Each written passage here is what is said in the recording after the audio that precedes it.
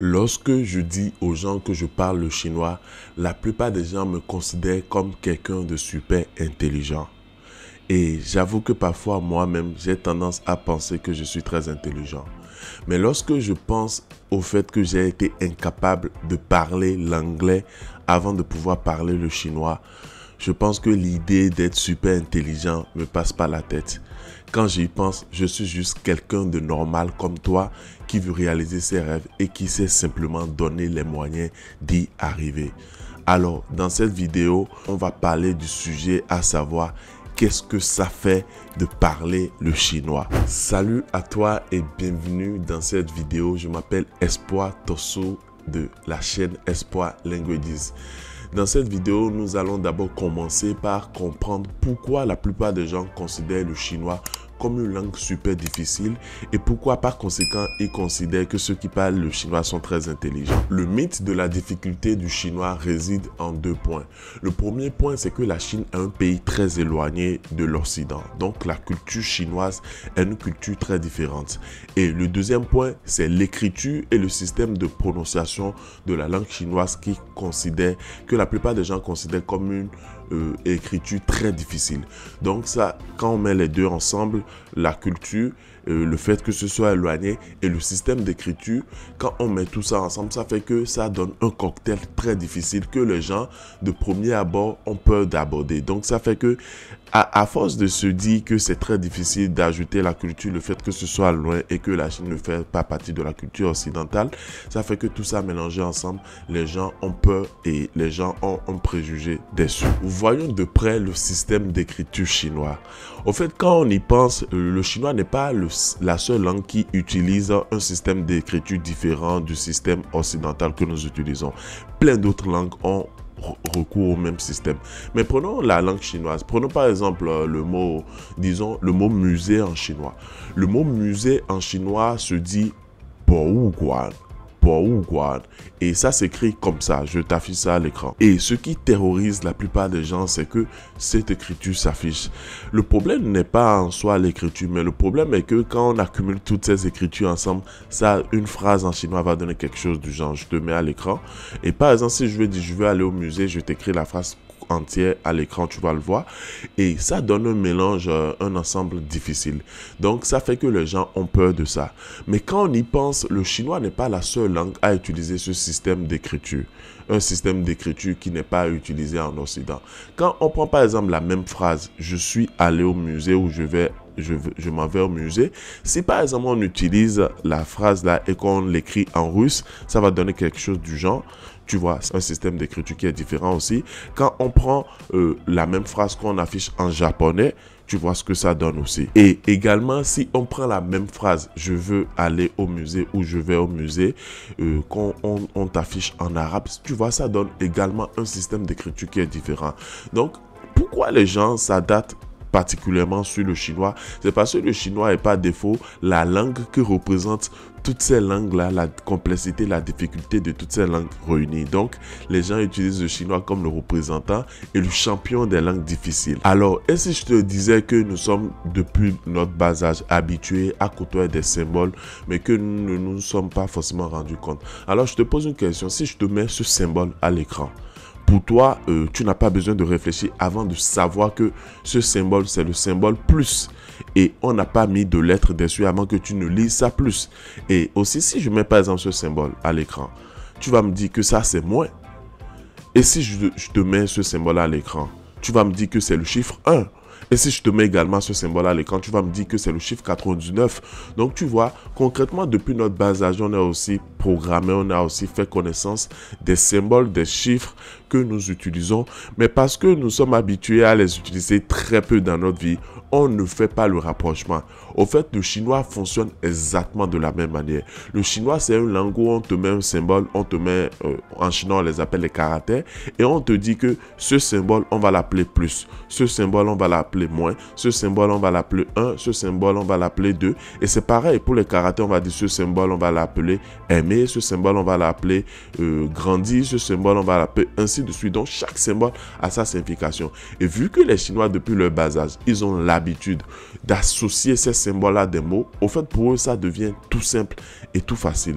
Donc, concrètement, c'est ça qui fait qu'on passe d'une langue française avec les lettres et les chiffres qu'on écrit simplement à une langue chinoise avec des caractères. Et au fond, entre les deux, il n'y a pas de gêne pour les natifs de chaque région. Parce que, crois-moi, si tu étais né en Chine, tu n'aurais pas la difficulté d'identifier ces symboles, d'identifier ces caractères, exactement comme tu n'as pas de difficulté à identifier le mot, les symboles des mots plus, moins, 1, 2, 99, ainsi de suite. Donc, il est très important de faire la nuance entre ces deux aspects-là. Alors, pour répondre à la question, qu'est-ce que ça fait de parler le chinois? Je te dirais que ça fait rien. Ça fait rien parce que si j'étais né en Chine ou si tu étais né en Chine depuis ton bas âge, tu ne verrais même pas la différence parce que tu es né en France, tu es né aux États-Unis, tu es né au Bénin, au Togo, en Afrique ou n'importe où. Là où tu es né, au fait, tu considères cette langue comme acquise. Et la plupart du temps, on considère que c'est les langues qui viennent d'ailleurs qui sont difficiles. C'est très simple. Les Russes vont considérer le français ou l'anglais comme difficile. Les Chinois vont considérer l'anglais, le français comme difficile. Et les Français vont considérer le chinois et les autres langues comme difficiles. Donc, la difficulté n'est pas dans le fait de penser que telle langue est difficile, mais il faut simplement refaire le point et se dire, c'est parce que je suis de tel endroit que telle langue est difficile. Et en fin de compte, quand tu commences par avoir la capacité, la possibilité de parler la langue cible, tu te rends compte que au fond, le chinois n'est pas la langue la plus difficile. Et moi, en tant que quelqu'un qui parle le chinois, c'est vrai que la difficulté de l'apprentissage a été au rendez-vous, mais je peux te dire par exemple que j'ai pris moins de temps à parler le chinois que à parler l'anglais. Jusqu'à ce jour, mon anglais n'est pas aussi bon que mon niveau de chinois. Donc, pour répondre à ta question, ça ne fait rien de parler le chinois. Le chinois, c'est comme toutes les langues et on peut l'apprendre, on peut la parler et on peut s'en sortir naturellement. Avec la bonne approche, avec la bonne méthode, avec les bonnes ressources. Au fait, simplement, tu peux simplement y arriver et t'en sortir au fait. Alors, je reconnais que les gens parfois ont tendance à me voir comme quelqu'un de très intelligent, mais je peux t'affirmer que à l'université, j'avais aussi un peu de mal à valider certaines matières comme tous mes amis. Je peux t'affirmer que j'ai passé plus de 10 ans à apprendre l'anglais sans pouvoir le parler correctement. Mais quand je suis passé au chinois, il m'a fallu quoi, 3 ou 4 ans pour parler le chinois, pour commencer à parler le chinois. Et au fait, je pense que la première chose à faire, c'est de briser cette barrière-là et de se dire telle chose est difficile, telle chose est difficile. Il faut essayer de dépasser ça parce que c'est très important. Et quand on y pense même, les Chinois, quand tu es avec eux, même ils te disent l'anglais est la langue la plus difficile. Et en fin de compte, l'être humain, qu'est-ce qu'il pense? Il pense toujours que c'est ce qui vient d'ailleurs qui est difficile et ce qu'il connaît déjà n'est pas difficile. Et malheureusement, le chinois est la langue qui représente toutes les difficultés de l'apprentissage des langues du monde et je pense qu'il est temps que ce préjugé change au fait. Donc cette vidéo avait pour but de t'expliquer, de te dire pourquoi tu penses que cette langue est difficile et aussi de te dire qu'est-ce que ça fait de parler la langue chinoise. En fin de compte, je peux te dire que ça ne fait rien, mis à part un peu de fierté parfois ou quand tu es avec les gens, ils te disent ouais, tu parles chinois, tu dois être exceptionnel. Mais au fond, quand je pense, je me réveille le matin comme toi, je vais au boulot, je fais mes affaires, les allers-retours. En fait, il n'y a rien d'exceptionnel, tout est banal. Comme tout le monde et je suis comme toi et le chinois c'est simplement comme une compétence que tu peux apprendre et développer et t'en sortir au fait. Donc concrètement je te dirais si tu as un objectif, si tu rêves de quelque chose, si tu rêves d'apprendre le chinois, le russe, le japonais, n'importe quelle langue, vas-y, mets-toi à l'aise et va chercher les objectifs au fait.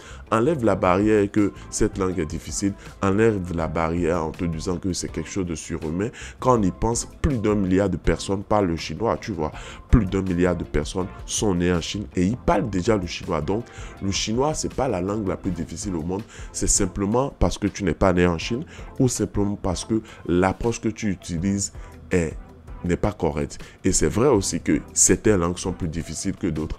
Mais je pense qu'avec la bonne stratégie, la bonne méthodologie, au fait, tu peux y arriver. Alors, voilà, c'est tout pour cette vidéo. Si tu as des questions sur l'apprentissage des langues, sur la langue chinoise et toutes les autres langues, je suis passionné de l'apprentissage des langues. Je vais bientôt faire d'autres vidéos qui vont aborder des sujets variables sur l'apprentissage des langues.